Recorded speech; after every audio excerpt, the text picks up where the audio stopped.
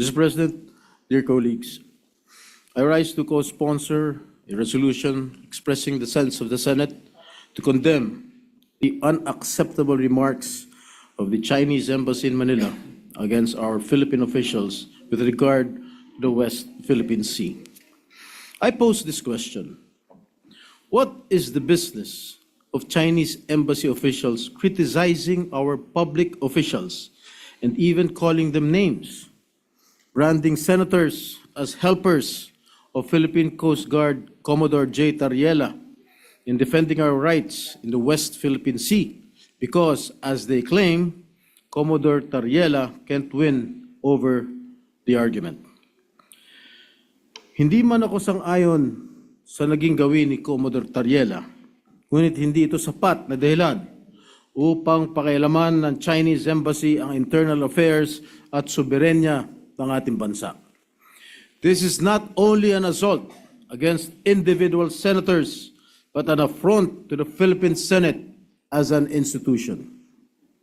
This representation joins the chorus in strongly condemning the pronouncements of the Chinese Embassy in Manila against our public officials. We should not just let this slide. There is no argument to begin with.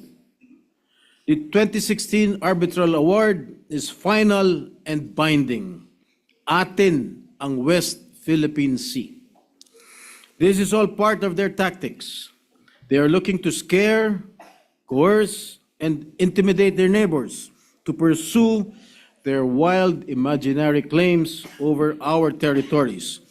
Even after an arbitral ruling delivered a unanimous and enduring decision in 2016, firmly asserting that the Philippines has a full exclusive economic zone in the West Philippine Sea, invalidating China's claim to almost 80% of the Philippines' EEZ.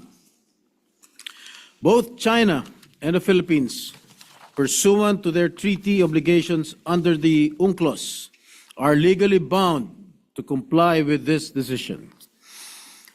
As your former chairperson of the Senate Committee on National Defense and Security, Peace, Unification, and Reconciliation, my position on the West Philippine Sea has always been consistent with the position of the Philippine government under President Ferdinand Marcos Jr. The UNCLOS and the Arbitral Award continue to be the foundation of our actions and policies on the West Philippine Sea. But China had no respect for the 2016 arbitral ruling and for the international law, just as they had no respect to our fishermen, even water cannoning them, to the Philippine Coast Guard and the Philippine Navy patrols, and recently to the elected senators of this republic. Namimihasa na kayo. O walang kaya. Sino ba pumapanig sa kanila sa pang-angkin sa West Philippine Sea? Ang sagot, halos wala. Hindi ang international na batas, hindi ang pandaigdigang komunidad, at lalong hindi ang mga bansang direktang apektado ng kanilang pang-angkin.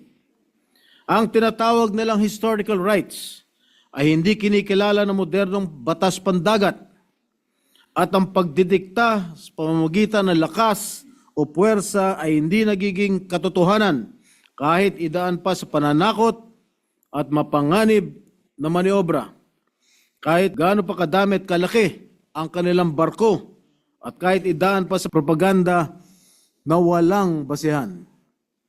Mr. President, we as a nation will continue to assert our rights under international law. Our kababayans deserve nothing less than a government that firmly stands its ground in asserting our sovereignty and defending our nation's interest. Mr. President, I repeat, atin ang West Philippine Sea. Maraming salamat po.